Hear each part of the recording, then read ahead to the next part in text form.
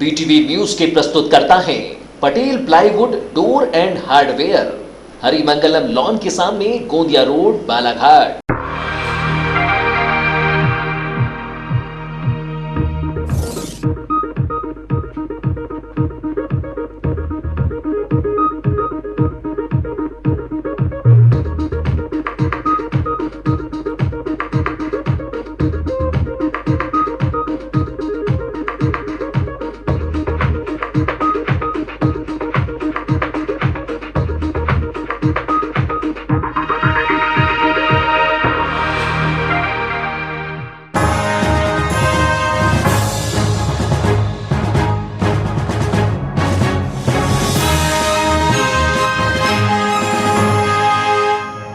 नमस्कार, BTV news के इस प्राइम बुलेटिन में आपका स्वागत है। सबसे पहले आइए एक नजर डालते हैं आज की कुछ खास खबरों पर।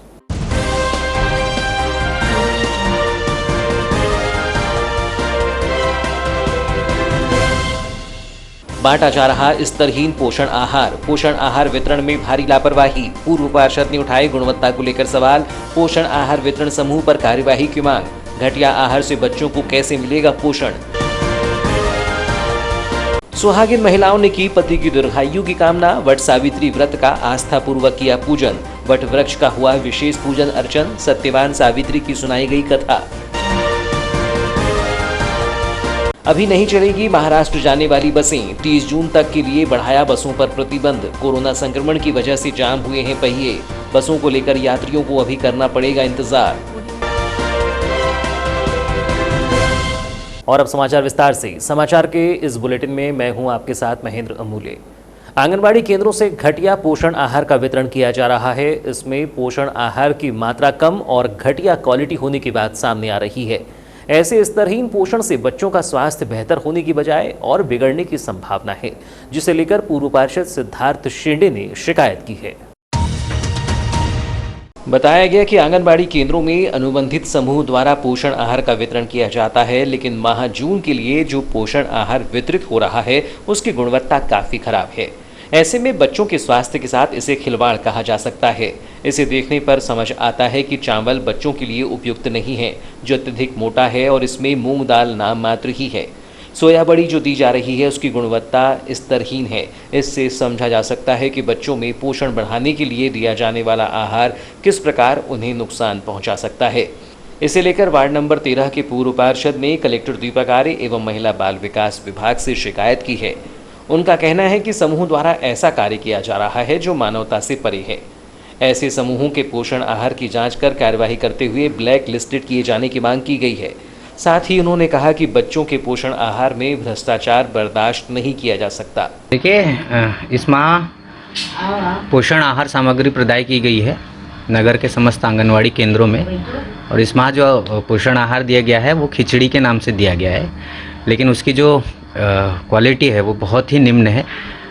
मैंने देखा कि चावल जो बच्चे आसानी से नहीं पचा सकते, इतना मोटा चावल है। मूंग दाल जो है वो नाम मात्र की है और इतनी घटिया स्तर की है कि हम सामान्यतः अपने घरों में प्रयोग नहीं कर सकते। फली दानों जो है उनमें फंगस लगे हुए हैं। इतनी घटिया स्तर की सामग्री अगर जो समूह प्रदान कर रहा है तो उसे समझना चाहिए कि वो अपने बच्चों के साथ में भी इसी प्रकार का पोषण आहार देते हैं क्या। तो मुझे लगता है कि इस प्रकार जो भी समूह इतनी घटिया स्तर की पोषण आहार प्रदान कर रहा है उस पर कार्रवाई की जानी चाहिए और उन्हें ब्लैकलिस्ट करना चाहिए। ये बच्चों के स्वास्थ्य से जुड़ा मामला है, इसमें संवेदनशीलता अत्यंत आवश्यक है। हम बच्चों के साथ में इस प्रकार पोषण आहार में अनियमितता या भ्रष्टाचार बर्दाश्त नहीं करेंगे। निश्चित रूप से जो भी समूह पूरे नगर में इस प्रकार की सामग्री प्रदाय कर रहा है उस पर न्यायोचित कार्रवाई होनी चाहिए। अभी आपने कहाँ शिकायत की? अभी मैंने जिला कलेक्टर साहब से बात की है और महिला बाल विकास अधिकारी से भी बात की है कि इस विषय को संज्ञान में ले। कलेक्टर साहब ने मुझे कहा है कि आप सैंपल प्रोवाइड कराएं, संबंधित समूह पर मैं कार्रवाई करूंगा। ज्येष्ठ माह की पूर्णिमा के अवसर पर सुहागिन महिलाओं के द्वारा वट पूर्णिमा व्रत मनाया गया। इस अवसर पर महिलाओं ने पति की लंबी आयु व परिवार की सुख समृद्धि के लिए निर्जला व्रत रखकर विधि विधान से पूजा अर्चना की। बता दें कि वट सावित्री व्रत उत्तर भारत में ज्येष्ठ अमावस्या को तो दक्षिण भारत में ज्येष्ठ पूर्णिमा को वट पूर्णिमा के नाम से मनाया जाता है। दोनों में सावित्री की ही पूजा होती है। माह भी एक ही है, बस तिथि का अंतर है। एक अमावस्या को तो एक पूर्णिमा को मनाया जाता है। गुरुवार को वट पूर्णिमा के अवसर पर व्रतधारी महिलाओं ने वट वृक्ष के नीचे ही महिलाएं सत्यवान सावित्री की कथा सुन पूजा अर्चना की। साथ ही पूजा के लिए 2 बांस की टोकरियां लेकर एक में 7 प्रकार का अनाज, दूसरी टोकरी में मां सावित्री की प्रतिमा रखकर धूप, दीप, अक्षत, कुमकुम, मौली आदि से पूजा की। सावित्री की पूजा कर वट वृक्ष की 7 परिक्रमा करते हुए मौली के धागे से व्रतधारी महिलाओं ने बांधा। शुक्रवार को नगर के गोंदिया रोड समीप स्थित वट का पेड़, हनुमान मंदिर के समीप स्थित वट पेड़, जयस्तंभ चौक स्थित वट के पेड़ के नीचे पहुंचकर सुहागिन महिलाओं ने पूजा अर्चना कर पति की दीर्घायु की कामना करने के साथ ही परिवार की सुख समृद्धि की कामना की।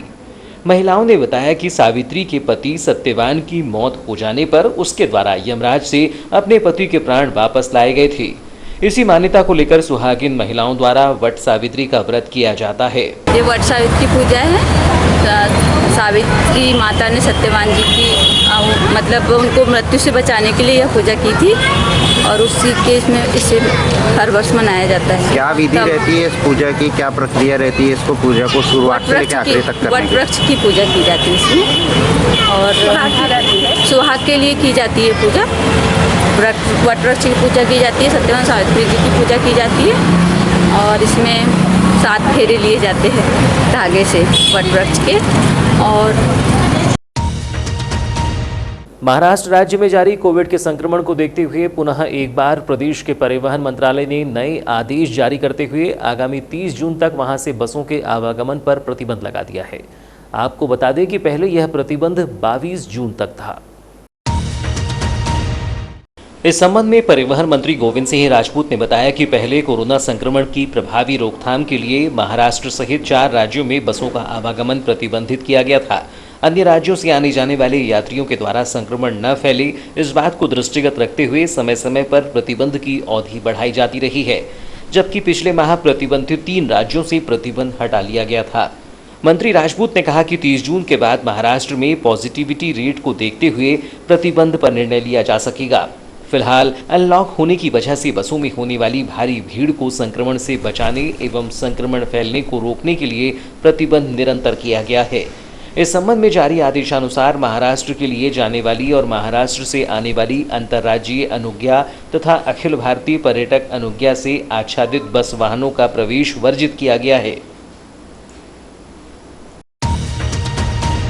आदिवासियों की समस्या और उन पर हो रहे अत्याचार के विरोध में राष्ट्रीय आदिवासी एकता परिषद द्वारा चरणबद्ध आंदोलन किया जा रहा है।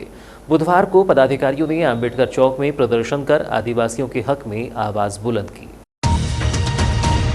बताया गया कि परिषद के द्वारा तय कार्यक्रम के अनुसार 23 जून को बालाघाट मुख्यालय में धरना प्रदर्शन किया गया है। इस दौरान जिला प्रभारी रामदास ठौकर ने बताया कि आदिवासियों पर अत्याचार हो रहे हैं, उन्हें भारत के मूल निवासी मानने से इनकार हो रहा है।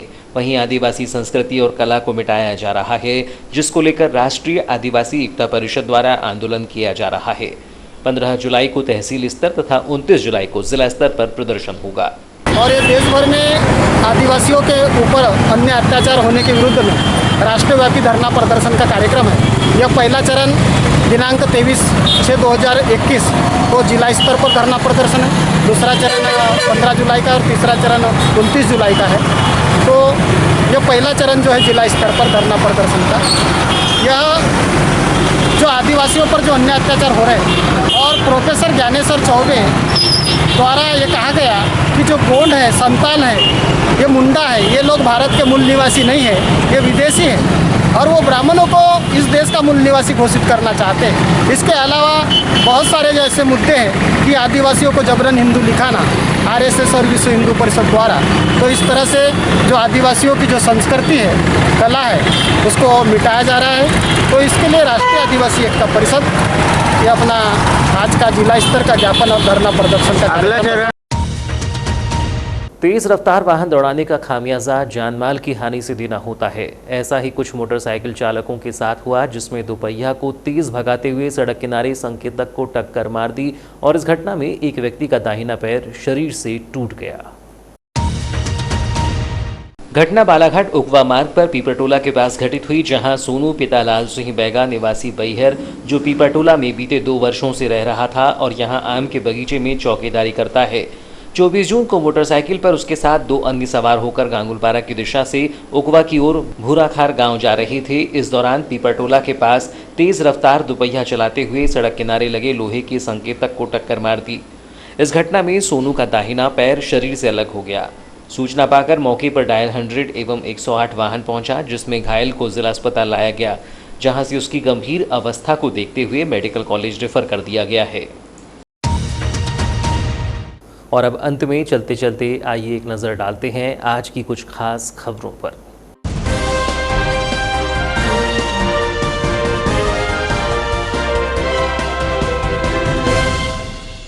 बांटा जा रहा स्तरहीन पोषण आहार वितरण में भारी लापरवाही, पूर्व पार्षद ने उठाए गुणवत्ता को लेकर सवाल। पोषण आहार वितरण समूह पर कार्यवाही की मांग, घटिया आहार से बच्चों को कैसे मिलेगा पोषण। सुहागिन महिलाओं ने की पति की दीर्घायु की कामना, वट सावित्री व्रत का आस्था पूर्वक किया पूजन, वट वृक्ष का हुआ विशेष पूजन अर्चन, सत्यवान सावित्री की सुनाई गई कथा। अभी नहीं चलेगी महाराष्ट्र जाने वाली बसें, 30 जून तक के लिए बढ़ाया बसों पर प्रतिबंध। कोरोना संक्रमण की वजह से जाम हुए हैं पहिए, बसों को लेकर यात्रियों को अभी करना पड़ेगा इंतजार। तो ये थी अब तक की खबरें। नई खबरों के साथ 10 बजे आपसे फिर मुलाकात होगी। अब दीजिए इजाजत, नमस्कार।